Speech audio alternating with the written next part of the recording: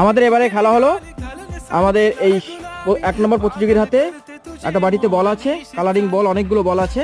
এই বলগুলো মাথার উপর দিয়ে পরের জনের চুবড়িতে ফেলতে হবে। পরপর করে 4 জন প্রতিযোগী আছে।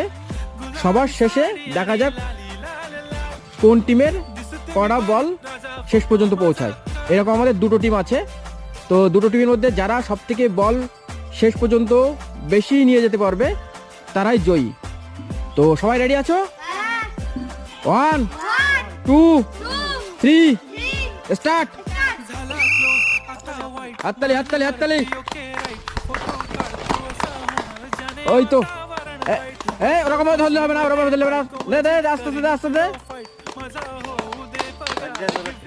এক জায়গায় ধরে রাখতে হবে, চুবড়ি এক জায়গায় ধরে রাখতে হবে।